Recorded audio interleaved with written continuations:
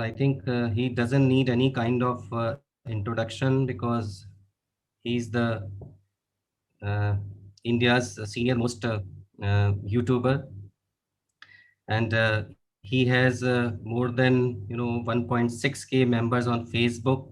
He has managing five WhatsApp groups and ocular surgeries worldwide Telegram group, which has around 4,125 members, and YouTube channel, because his YouTube channel has maximum 22 more than 22,000 members and 1.88 videos, means 1,800 videos, and So, no, so no, please he's go the. Yes, because I also learned so many things from Dr. Mohanta. He's always a key inspiration for me and I think for others. And he has touched all aspects of surgeries, not the cataract surgeries, the pterygium surgeries and other surgeries.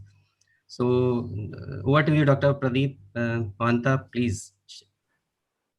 He'll be talking about the why basically why do we need to record and share our videos on different social media platforms. Over to you, Dr. Mohanta. Thank you, Sudhir, for having me here. Very nice words. I don't know whether I deserve it or not. Okay, my topic is why do we need to. Am I audible? Hello? Yes, Yes. yes, Uh, audible, very much. why do we need to record and share our videos? Okay, we should record mainly. First thing is self-audit, means we can audit our own surgeries. We can observe our hand movements, whether they are clumsy or artistic.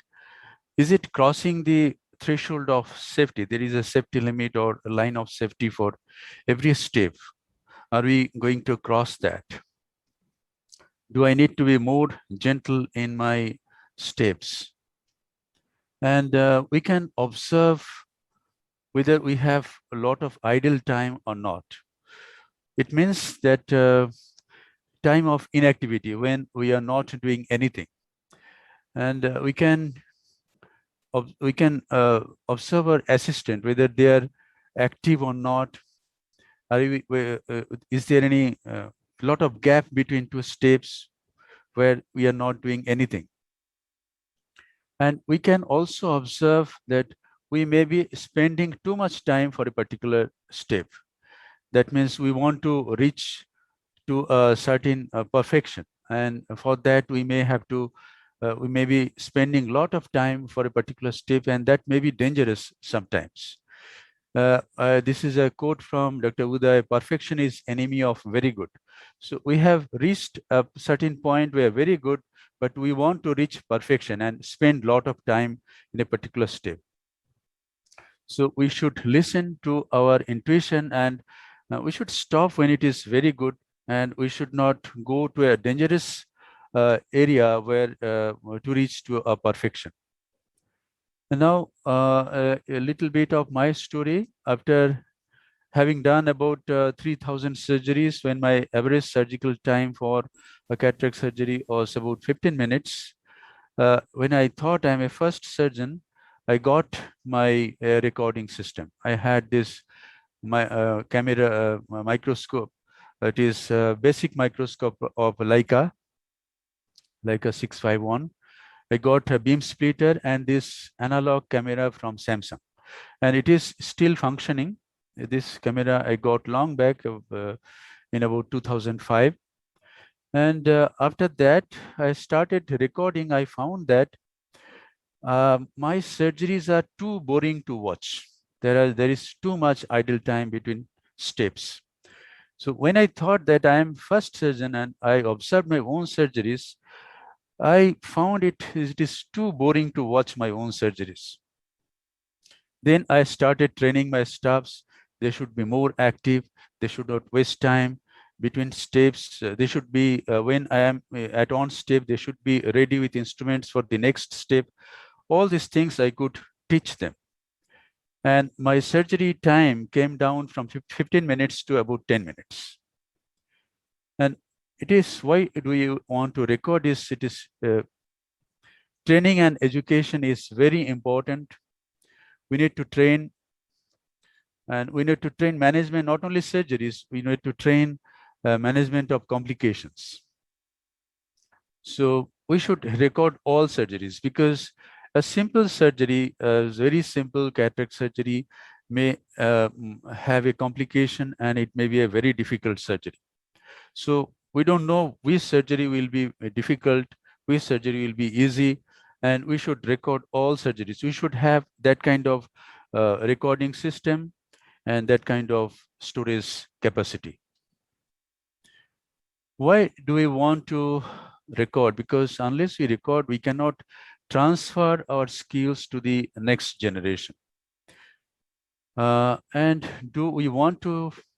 We want that our skills be buried along with our bodies? Certainly not. So if we want to pass on our skills to next batch of surgeons, fresh surgeons, we need to record our skills and then pass them to the next generation. So the summary is to audit our own surgeries and develop skills, to present our skills to the in conferences, in seminars, and to pass our skills to the next generation, we need to record our surgeries. Now, how to share our skills? Nowadays, we can do it sitting in our study room, or in the small room where we edit our videos. From there, we can share our skills and knowledge to the world. So we don't have to go to conferences frequently nowadays, but it is very important. We are missing that. Uh, we want to chat with friends. We should have tea, but we are missing that. But to share our skills, we can nowadays do it sitting in our own small corner of the room. Now, one big dream crept into my mind long back. I wanted to share my surgeries to millions of people, to thousands of surgeons, and I didn't know how to do that. Then I started my channel. I started it in 2013, and consistently I kept uploading my videos day by day, month by month, and year by year from 2013. And now it has 1,800 videos and 22,400 subscribers. This is my channel. And I started WhatsApp groups, academic groups, 5 years ago, named Eye Surgeries Worldwide. It became so popular that I had to open 5 WhatsApp groups. And then I started a Facebook closed group 4 years back. It has got 1,600 members worldwide. This is the Facebook group. The most successful group has been the Telegram group. It is named Ocular Surgeries Worldwide, started 3 years ago, and now it has more than 4,000 members. This is the Ocular Surgeries Worldwide group, 4,125 members, and there are competent surgeons from all over the world. This is the surgeon, Dr. Neto Rosatelli from Brazil. He is probably the highest volume surgeon in the whole world. He does about 36,000 surgeries in a year, about 150 surgeries in a day, 5 days a week. He's a very high volume surgeon. He is one of our teachers in this group. And we have rules and regulations in this group. We should not have a lot of greetings and good morning, good night messages. There should not be any birthday wishes, no religious comments, only pure academics. The main aim is to uplift someone. Now, what is the impact of this sharing? What can happen? I had a dream that I wanted to be the highest volume surgeon in the world. but it is not possible. I cannot do all these surgeries. But there's a simple calculation. See, I have 22,000 subscribers in my YouTube channel. And let us assume that 20,000 of them are ophthalmologists. If only 50% of them, 10,000 surgeons, do become competent surgeons and do only 30,000 surgeries in their surgical career. So it becomes 30 crore surgeries done through my extended hands. This is the impact of sharing.